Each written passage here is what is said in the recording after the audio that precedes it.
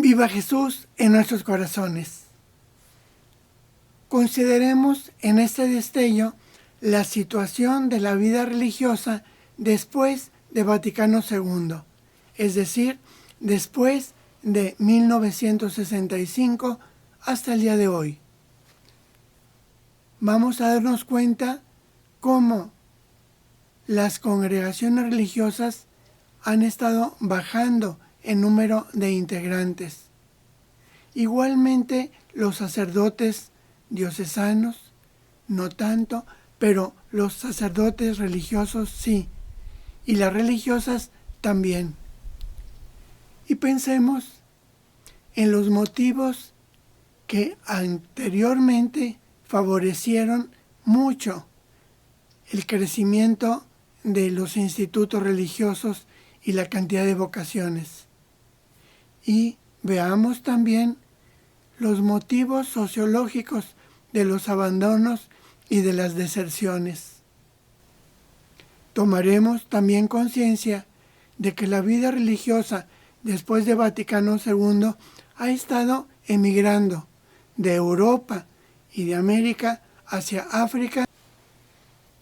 Es una toma de conciencia preocupante que nos lleva a buscar nuevas respuestas, nuevas soluciones para la vida religiosa en Europa y en América.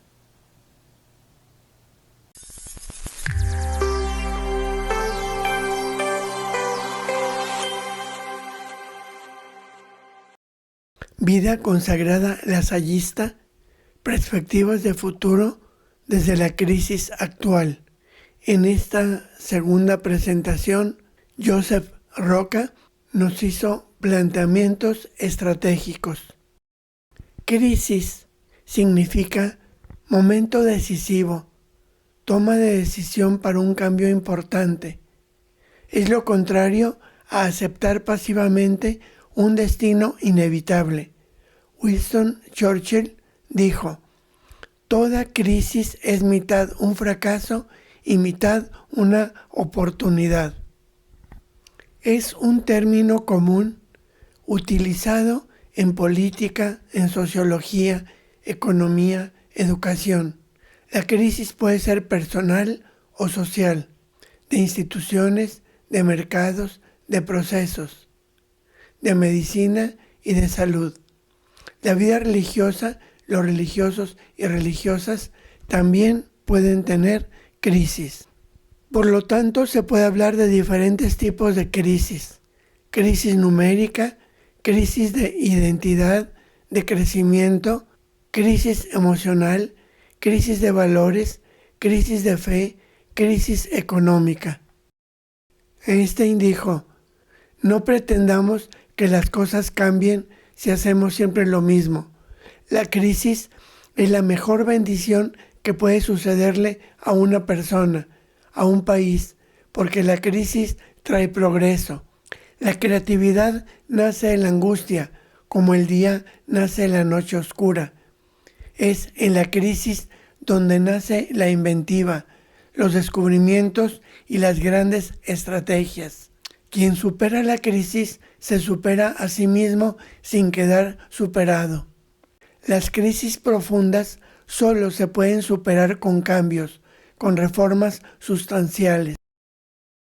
Efectos negativos internos en la crisis de la vida religiosa: envejecimiento generalizado, declive de la vitalidad operativa, perplejidad, cierta confusión espiritual, ruptura dramática generacional, dificultad para el ingreso de jóvenes y para su permanencia, actitudes defensivas en el día a día, supervivencia de la mitificación de llamados carismas que son irrelevantes, como autoafirmación y defensa gremial. Efectos positivos de la crisis en la vida religiosa: vida religiosa menos jerarquizada, más humana y respetuosa, apertura y mayor compromiso con el entorno socio-religioso, mayor tolerancia personal, interna y externa, avances en transparencia institucional, permeabilidad, aunque muy lenta, a nuevas formas, intercolaboración y convergencia, intercongregacionalidad. Jean-Marie Tillard, dominico, dijo: si no somos los últimos religiosos, es seguro que somos los últimos representantes de una figura histórica de ser religiosos que sí está agotada. Y John Sobrino, jesuita, dijo: la vida religiosa implica por su naturaleza una cierta anormalidad. Entrará en crisis cuando trate de hacerse normal, cuando ya no sea vivida en el desierto o en la frontera.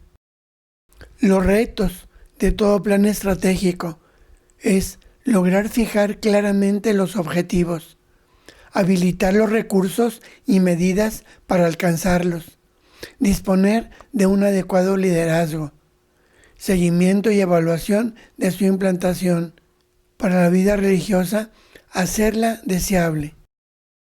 Una herramienta es el FODA: fortalezas, oportunidades, debilidades y amenazas. Consideremos en el análisis interno las fortalezas, múltiples y variadas opciones de la vida religiosa. La vida religiosa ha superado todas las crisis históricas. Satisface la sed espiritual, fuerza del espíritu sobre el materialismo. Es cauce de ideales nobles. Tenemos religiosos ejemplares, carismáticos. De hecho, hay una ejemplaridad de la gran mayoría. Tenemos capacidad de renovación, de adaptación. Pero hemos de estar conscientes también de nuestras debilidades. Gran descenso numérico, rápido envejecimiento, carestía vocacional, demasiados abandonos, discontinuidad generacional, reducción de concentración del núcleo carismático, exclusividad laical, irrelevancia en la iglesia, insuficiente cohesión familiar interna. Pero veamos también en un análisis externo nuestras oportunidades. La eclesiología que ha ido surgiendo después de Vaticano II, las experiencias y sinergias intercongregacionales, la convergencia y unificación congregacional, refundación y replanteamiento carismático, compromiso de todos con la pastoral vocacional, uso del benchmarking, análisis de los competidores para entender sus estrategias y prácticas utilizadas por ellos para reproducir o adaptar algunas de sus acciones para atraer al público y reconquistarlo.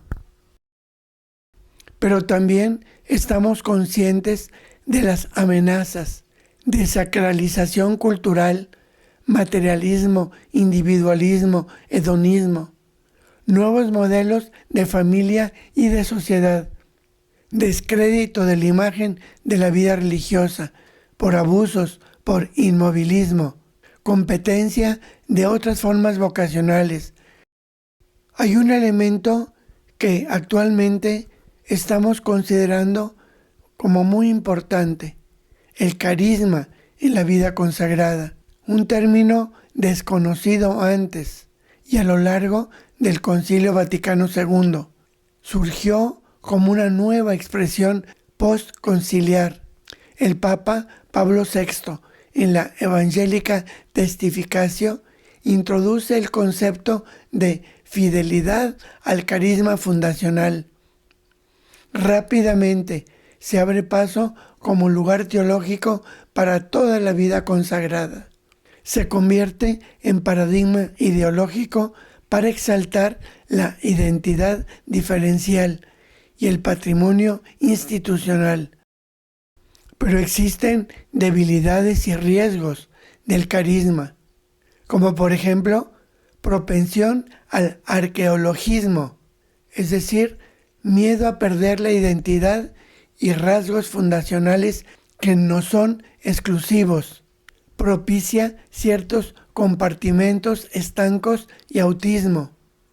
Carisma diferencial por ser recolectos, descalzos, calzados, conventuales, capuchinos, etc. Centenares de congregación dedicadas a la educación cristiana reclaman un específico carisma propio. Sin embargo, luego pueden atender otras urgencias y necesidades. Empresas profanas hablan de visión, misión y valores, no de carisma. Los carismas deben ser integradores, no fragmentadores. Para nosotros, lasallistas, nuestro carisma nos es muy claro. El carisma lasallista es un don que recibimos del Espíritu Santo a través de nuestro fundador y de los primeros hermanos, que nos permite descubrir, valorar y responder a las necesidades educativas, humanas y cristianas de los niños, jóvenes y adultos de cada momento histórico, especialmente de los más necesitados. Rino Cosa, de la Congregación de San José, dice: los institutos y órdenes religiosos han sido propensos a atrincherarse y resaltar diferencias artificiosas, creando un verdadero supermercado de carismas. El carisma tiene el riesgo de llevar a una cultura excesivamente autorreferencial, acentúa la separación en lugar de la comunión. El carisma, en cierta forma, ha perdido la capacidad de generar nuevos modelos. Hoy es tiempo de crear dinámicas solidarias, intercongregacionalidad. Nosotros seguimos afirmando que si el capítulo general entiende que ha de asegurar la cohesión y peculiaridad del instituto en la fidelidad a sus orígenes, afirma también la libertad interior de cada hermano y la benéfica diversidad de sus carismas. Unidad no es uniformidad, sino armónica complementariedad, en consecuencia por lo enseñado por San Pablo. A cada uno se le otorga la manifestación del Espíritu para la común utilidad. Y también hay diversidad de dones, pero uno mismo es el Espíritu, nos dice San Pablo en su carta a los Corintios, capítulo 12. Y Joseph Roca insiste que los supuestos inmutables de toda remodelación estratégica de la vida religiosa debe responder a los ideales evangélicos, con inequívoco valor humano, testimonial y solidario, ser digna de entrega plena y permanente, que los valores que vivimos llenen la vida de sentido trascendente y ser capaz de atractivo vital para las nuevas generaciones. Desde el Vaticano II, en el Instituto se ha hablado de renovación adaptada. La renovación de la vida religiosa, si bien supone el rejuvenecimiento de ciertos usos o la transformación de algunas actividades, exige sobre todo el retorno a los manantiales evangélicos y a los orígenes del instituto, con la mira de que recobre todo su vigor el principio creador que le dio vida. Así podrán los hermanos trascender la materialidad de las actitudes externas y revivir en nuestros días el carisma del fundador. De allí que el encuentro que tuvimos en San Juan de los Lagos en diciembre 2020 fue un encuentro sobre el futuro de la vida religiosa. Nuestros objetivos fueron priorizar los elementos de nuestra vida religiosa que apuntalen al futuro y a la vigencia de ésta en un mundo secularizado y cambiante. Pensar en nuestro futuro es ser actores protagónicos del mismo. Nos corresponde tomar la realidad tal cual es, para desde ella interpretar la voluntad de Dios. Fueron nuestros objetivos que profundizamos en la reflexión y en la oración. Dios nos ayude a realizar esa renovación que Él mismo nos pide.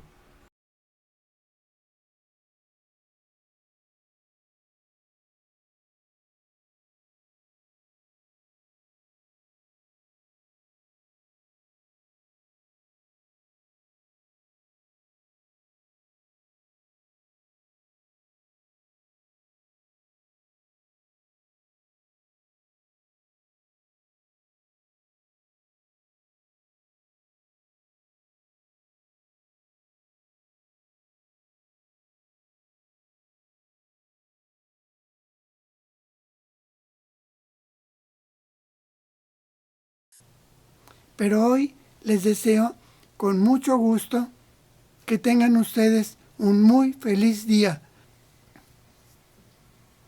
Que encontremos cada uno de nosotros la mejor forma de vivir nuestra vida cristiana y así alabar a Dios a través de toda nuestra existencia. Y que Él los bendiga y les conceda especialmente el día de hoy un muy feliz día.